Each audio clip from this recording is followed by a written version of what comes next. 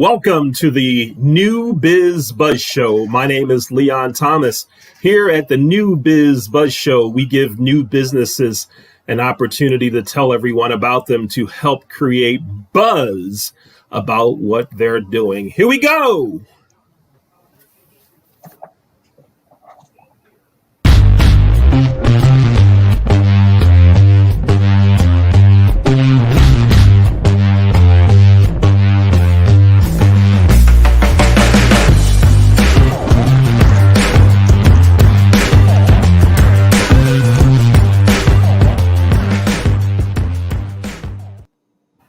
Welcome again to the new Biz Buzz Show. My name is Leon Thomas, and tonight we have a special guest. His name is Matthew Milo. Matthew has created a nonprofit that's going to help a lot of people. A lot of people are going to be helped by Matthew's nonprofit. And here today to interview him is my co-host, Brooke Young. Brooke and Matthew, how are you?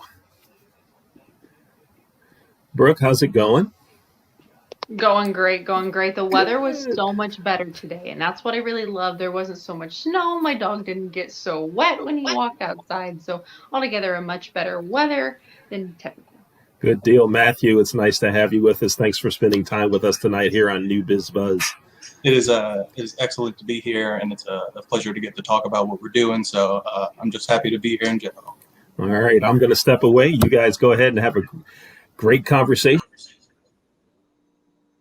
It's always hard to condense things down, and I feel that's one of the hardest things you can do, especially when you have a unique life story like you have and like I have. So how would you describe yourself in 30 seconds if you had to do that, or just give a brief overview? Myself in 30 seconds. Well, I'd say life finds ways to test us all and teach us who we are supposed to be in various ways. And I would say that I'm someone who has been tested and found myself to be in a certain avenue of life of wanting to help people. So I find myself to be a hard worker and someone who just feels at their core dedicated to trying to make everyone's lives a little bit better, just dependent on the time that we have here. Okay, I firstly love that, and that's one of my two core values is firstly to create meaningful art and meaningful things, but then secondly, more relevant to you is the service aspect. And I feel that so many of us in our contemporary society have really lost the aspect and the need and the inclination to serve people and to really just be generous and to be selfless with your time. How did you kind of come upon that as a realization for who you were? Well, I was sort of navigating the throes of my own life, and at a young age I was sort of blessed and cursed to be given a cancer diagnosis at the age of 19. So I was pretty much living my own life on my own terms at that point. I wasn't really focused on service or focused on how my life figured into the bigger picture of things. But as I sort of went through my journey and saw both my own struggles and the struggles of those around me, and the not only the pain but the dedication around the people and the people around me, it sort of showed me that there was a lot of work to be done in different ways and shapes and forms and throughout life, and that in my specific experience with cancer, that there was a lot of room and a lot of work to be done and a lot of progress that could be made. So as my health sort of rebounded, I felt very lucky as a result of the struggles I went through, and I sort of wanted to give back in the area that I knew, which just ended up being those areas of cancer survivorship. Wow. And, like you said, so many 19-year-olds and so many teenagers have this mentality where it could never happen to me, this very invincible mentality, and that could never happen to them. Can you talk a little bit about your mentality when you knew that was a reality in your life, and really when that set in? Because so many of us have a denial period, or we have a period where we feel that it's not real for so many different things. I'm sure you went through that, but when the reality actually sometimes. Absolutely. I was about 19 years old or so. I just been my birthday. And I was actually a personal trainer at the time. So not only was I in a young, invincible mindset, I foolhardily thought myself above the realm of mortal illness. And I literally, in my head, I had this monologue of cancer is a bad thing that happens to other people, but it never in my mind or life occurred to me that that was something that could easily happen to me. And as I don't easily think any of us really do. I think so many of us pass by this mindset that it could never happen to us, but it happens to people we know, people in our yeah. community, but not us personally. And you hear about it on the news, and you hear about Mhm. relatives, and And it's always it's very removed from yourself, a very sad. fantastical, just a different alternate reality almost is the way that so many people approach it. And especially when you're young, focused on living life to the extent, being an American youth, I was getting into college, getting into working and doing other things and this, that, and the other. And the last thing on my mind was my physical health, let alone my own mortality. So that sort of plopped that right on the plate at 19, and it removed that veil of invincibility. And that sort of gave me a lot of time to sit there and reassess what my life was, what it meant to me, and what it was going to be, both while I was here and after. So, that that veil of It's a big invincibility. It's idea. like, It's a huge idea, but I think it's important. I think mhm, as a society, we struggle to talk about mortality and we struggle to talk about illness and disease. But if we don't have tough conversations, we can never really help those that are going through it. We can never show compassion towards those yeah, people. We can never connect with them in a meaningful way because we're too busy being scared talking about it. yeah. We're too scared to say the wrong thing.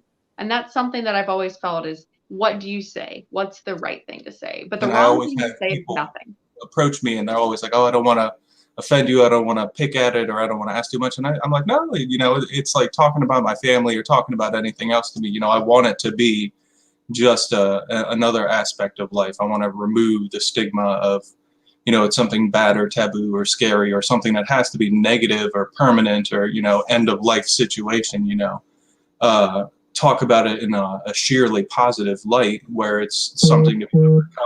And, there is tremendous room for growth and prognosis and for life to continue both during and after treatment.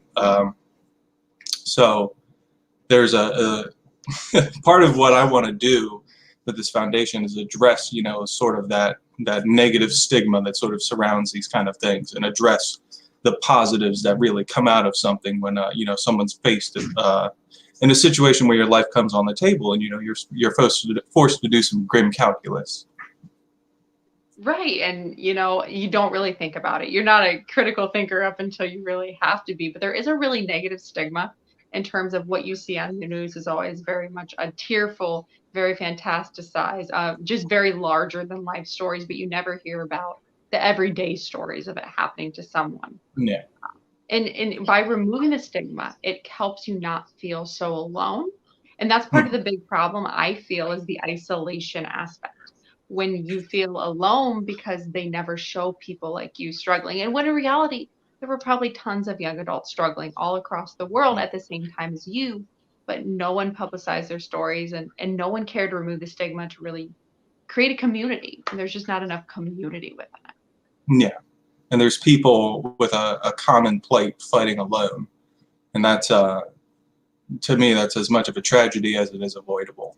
And a part of what I want to do is connect these people and not only reach them individually from a singular point of assistance, but to also connect them to each other and to the world around them. Right. And social media a big part of that for you? Because I know social media connects us. Social media is enormous. And we're all blessed to exist in this day and age where we're able to connect to each other so easily. I can reach out to someone through Facebook groups to a cancer survivor in Bangkok and talk to them about, what's going to happen on their first doctor's appointment, or I can give advice to someone in UK about how their mom could successfully go through chemo a little bit more comfortable. Real conversations happening through social media is really what allows us to hopefully reach out to a lot of people. Mm-hmm. Can you give me kind of the name and the brief overview? The name of it is the Milo Foundation. We're a nonprofit incorporated in Washington, D.C., and we operate on a sort of a 3-tier basis of doing direct assistance to cancer survivors, legislative initiatives, and also educational initiatives as well. So we sort of operate in 3 different fields, trying to reach out and help young adult cancer survivors, whether it be directly assisting them throughout their treatments and getting them the money and the help and the attention that they need, or if it's speaking with insurance companies and legislative officials about, about making progress in ways that are meaningful for cancer survivors in the areas that are miring them throughout their treatments, or if it's just, we're going to be creating pamphlets, educational brochures, and, public outreach initiatives of people to, get a conversation going about cancer, to make it not a doom and gloom part of life, but something that gets discussed and something that helps, hopefully what is always the goal is to aid in early detection and treatment, which will lead to greater prognosis overall for people, both people actively undergoing treatment and, people in the future. I think there's not enough emphasis placed outside of the traditional K to 12 education, but there's so much to be educated about, and there's so many different topics to be educated about outside of that, from personal finance to being educated about how to communicate with other people. And that's where there's so many other organizations that really fit in, because our school systems don't do the most wonderful job of preparing you for real life and real world situations through providing that education. And oftentimes it has to come from outside sources, just because they don't want to touch those hard topics. But if kids and if young people are never educated, there can never really be a lot of meaningful change that happens mentally, because so much of what kids learn is ingrained in them from a very young age. And if you start destigmatizing it very young, it's going to help out a lot when they get older, when they meet someone, when they come upon a hard situation. Yeah, removing that fear to both discuss it, think about it, and deal with it, whether it be personally or community-wise. And, sort of like you said, removing that stigma from a young age, removing it from being cancer is a death sentence to, cancer is a discussion to be had. Cancer is something, it's a malady to be treated like anything else. And I think throughout these educational initiatives, there's a lot of room to be had in, as you said, taking it outside of the K-12 area, taking it to young adults, and there's so many, like you said, through social media, there's so many easy ways to put quick, effective reminders into people's lives where real positive impacts can be made on people, because the consequence of early detection is huge. And right, and even a 20-second little post can sometimes be all someone needs to really flip that switch in their brain and really spark that thought or that conversation that they can continue on. But unless someone really turns the light bulb on or turns the light switch on, it's hard to ever think of it, because we live in an instant gratification society. So we're flipping through our Instagram, a very rapidly moving we're society looking at all of these happy people, and we're not really seeing a lot of meaningful content that helps us understand, grow, learn, serve other people better, connect with people better. So when we come upon something like that, it's almost a little bit of a shock to our faith. Like, what is this? It's I see a lot of good intention this day and age between, like, the NFL with the Susan G. Komen thing, and there's no shortage of positive energy when it comes to wanting to deal with cancer. But when it comes to how does cancer factor into my personal life, people will get kind of blasé about it, or they don't want to touch it. And we're hoping to, part of what we want to do is normalize that a bit. Even aside from these educational initiatives, part of the legislative thing is going to be advocating for the normalcy and subsidization of cancer screenings for people, on Medicare. It should be an everyday thing.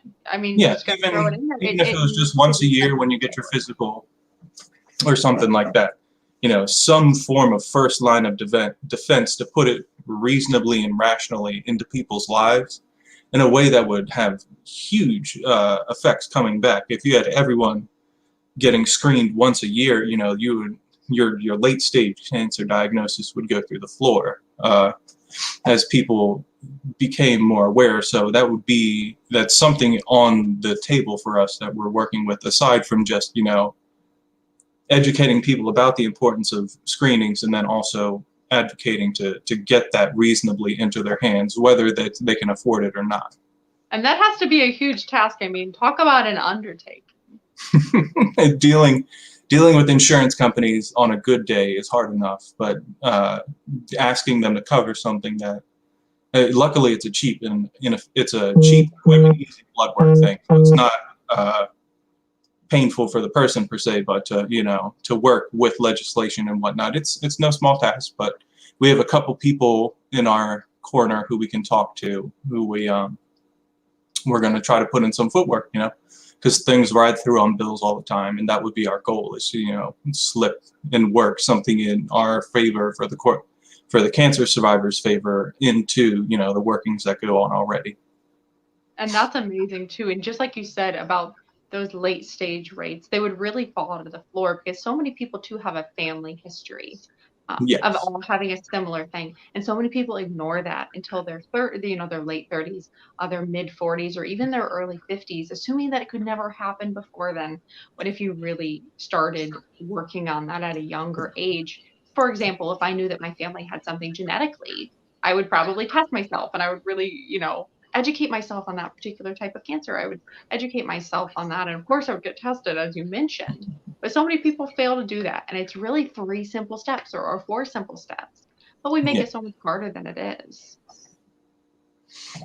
And that would be that's part of the task at hand, is making it something that, as I said, it reasonably and rationally falls into the realm of life. So something that is just comfortable, it's there, it's like going to get your physical. Right, and to bite-size information too, so that it's not tons of numbers and tons of graphs and tons of letters, but something that's relatable and something that's personal and something that can be digested by a lot of different age groups and not really as targeted as much as widespread. Yeah. Getting all the generations involved is super crucial too. Not just the people at risk, but people that are young as well. Yes, because if you have people who are aware and savvy of it as it is, then when these stage 1 diagnoses come up and they pop up, if they're caught in their early stages, it's a very survivable thing.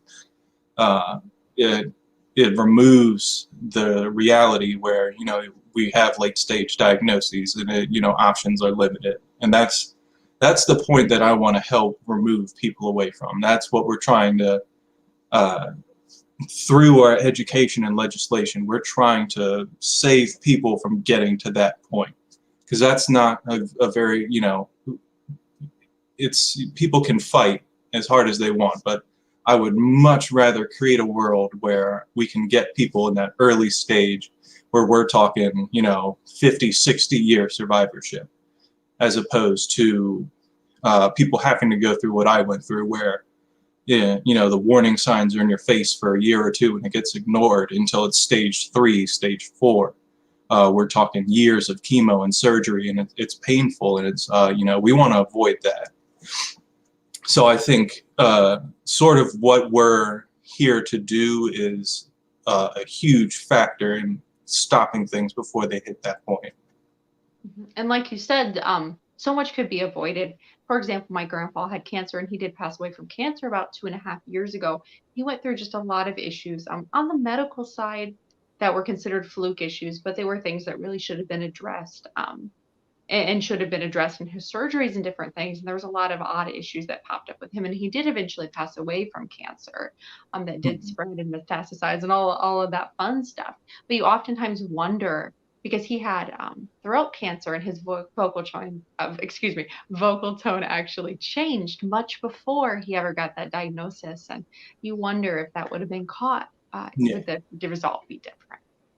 Yeah, I am sorry to hear that as well. Yeah, well, and you wonder that about so many people. If something was caught, would this result that's be all different? too common a I don't story. think our doctors and our medical professionals are wonderful, but I don't think our doctors are pushing prevention as much as they treat us. We got to push a healthy eating. We got to push movement. We got to push sleeping. We got to push being kind to ourselves and being positive towards ourselves.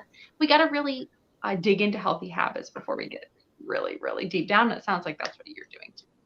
Yeah, that's one of the many many facets of the educational portion of things is, it starts, it's a total side tangent, but it starts with what you eat, and it starts with what you put in. You put good in and you get good out. But it is a many-factored beast when you're talking about dealing with cancer, trying to prevent it, whether it be healthy eating, positive mental thinking, treatment, finances, doctors, and not to mention the cancer world is inundated. So it's never just you fighting in there. It's you in a limited time slot, duking it out with all the other survivors too. So it's difficult because your doctor, as well-meaning as your whole team may be, they only have so much time. So to provide ancillary educational materials is part of what we want to do to help people who are looking for more. And you keep mentioning it, and someone said it, another survivor mentioned it a long time ago, and they had a poster posted up in the work bathroom that said, the signs of cancer whisper to you silently, and you have to pay attention. You were alluding to it with your grandfather. It happened to me. I've seen it happen to many people as well. It starts small and it starts quiet, but it does speak to you. So part of what we would want to do, putting it sort of on the head, is teaching people how to listen.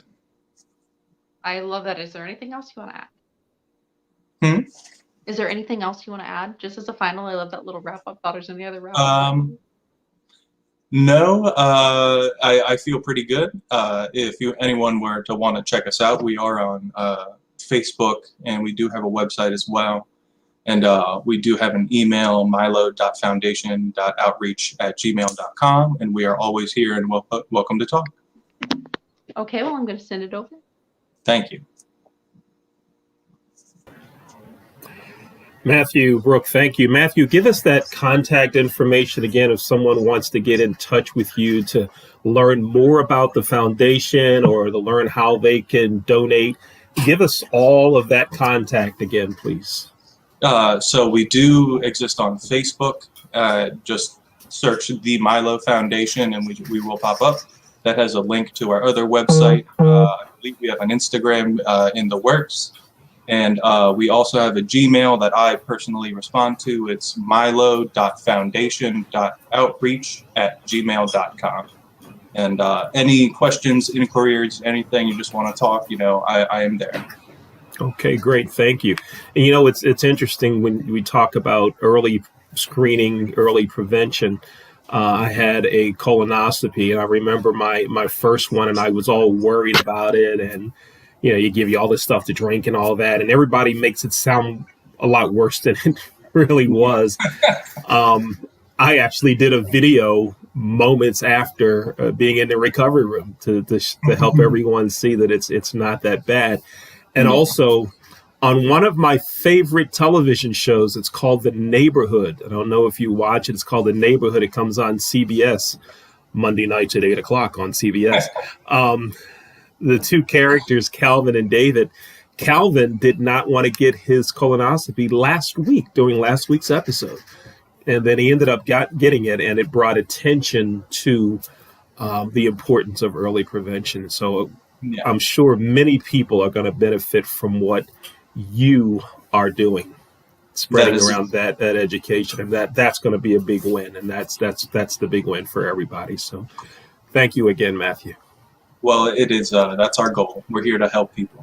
All right. Thank you. Thank you, Matthew, for being a guest on the new Biz Buzz. We appreciate you having us. Folks, next week on the new Biz Buzz, we're going to have someone from Lancaster, Pennsylvania. His name is Jacques Abreu. Jacques has started a unique retreat setting where you actually have 6 hours of silence during a retreat, and folks are loving it. We're going to hear from Jacques next week. Again, thank you to our host, Brooke Young. Thank you, Matthew. This is the new Business Buzz Show. Here we go.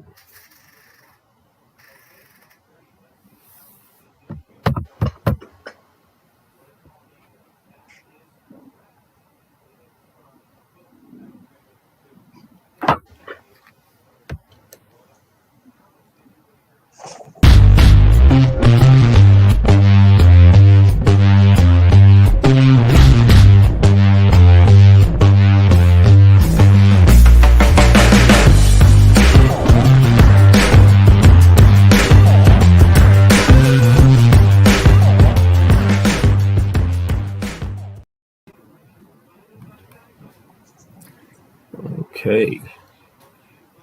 All right. I think we can stop now. Mhm. Mr. J.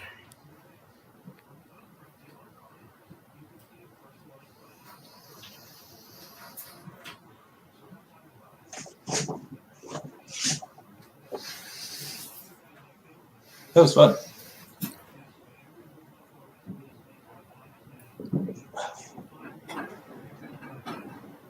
I live for talking. It is pretty fun, I won't lie.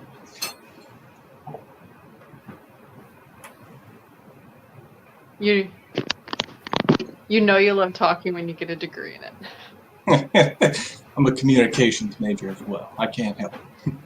It's Yeah, nice to well, distract. you know, honestly, talking is just really fun. Or connecting with people is really fun. Is anyone else? Where did producer J go? The other Leon. Where did producer J go?